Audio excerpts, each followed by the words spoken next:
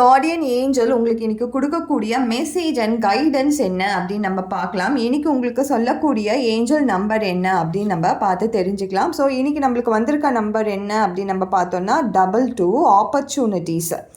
So இது நிறைய பேருக்கு கண்டிப்பாக நீங்கள் ஏஞ்சல் கிட்ட கேட்டிருப்பீங்க, எனக்கு ஒரு புது ஆப்பர்ச்சுனிட்டி லைஃப்பில் உருவாக்கி கொடுங்க, ஒரு டிரான்ஸ்ஃபர்மேஷன் கொடுங்க, எனக்கு ரொம்ப க்ரோத் இல்லாமல் இருக்குது லைஃப்பில், ஒரு புது க்ரோத் இருந்தால் நல்லா இருக்கும், புது சக்ஸஸ் இருந்தால் நல்லா இருக்கும் அப்படின்னு சொல்லிட்டு. ஸோ நீங்கள் நேரோவாக திங்க் பண்ணாதீங்க, எதுவுமே குட்டி குட்டியாக திங்க் பண்ணாதீங்க, கொஞ்சம் பெருசாகவே திங்க் பண்ணுங்கள், அதை மேனிஃபெஸ்ட் பண்ணுங்கள், கட்டாயம் உங்களுக்கு கிடைக்கும். ஸோ நம்பர் 22 சொல்லும்போது ஒரு புதிய பிகினிங், ஒரு நியூ ஆப்பர்ச்சுனிட்டிஸ், ஒரு புதிய டிரான்ஸ்ஃபர்மேஷனுக்கான நம்பர் இது. ஸோ யாரெல்லாம் இந்த சைனை நீங்கள் புரிஞ்சுக்கிறீங்களோ, உங்களை சுற்றி யூனிவர்ஸ் கொடுக்கக்கூடிய மெசேஜை உங்களுக்கு கரெக்டாக கன்வே ஆகுதுன்னா நீங்கள் அவேர்னஸில் இருக்கீங்க. உங்களுக்கு அந்த மெசேஜ் கண்டிப்பாக கரெக்டான ஒரு இடத்துல உங்களுக்கு யூஸ் ஆகும்.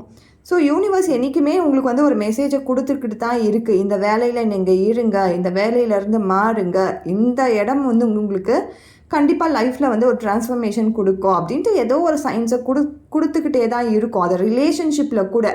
பட் அந்த சிக்னலை நம்ம கவனிக்காமல் போயிருப்போம், அன்அவேர்டாக இருப்போம். அதனால தான் நம்ம லிமிட்ஸும் சரி, நம்மளுடைய மேனிஃபெஸ்டேஷன் பண்ணக்கூடிய அந்த எனர்ஜியுமே ரொம்ப வைப்ரேஷன் கம்மியாக இருக்குது. ஸோ உங்களுடைய வைப்ரேஷனை நீங்கள் இன்க்ரீஸ் பண்ணிக்கோங்க. லிமிட்லெஸ் தான், நம்மளுடைய எல்லாமே லிமிட்லெஸ் தான். நீங்கள் எது வேணாலும் ஆஸ்க் பண்ணலாம், கேட்கலாம், பிலீவ் பண்ணலாம், ரிசீவ் பண்ணலாம். ஸோ அதற்கு நீங்கள் தயாராக இருங்கள். ஆப்பர்ச்சுனிட்டிஸ் அந்த போர்ட்டல் ஓப்பனாக தான் இருக்குது. இதுக்கப்புறமா மேனிஃபெஸ்ட் பண்ண வேண்டியது உங்களுடைய கடமை. ஸோ நீங்கள் அதை பண்ணிக்கோங்க.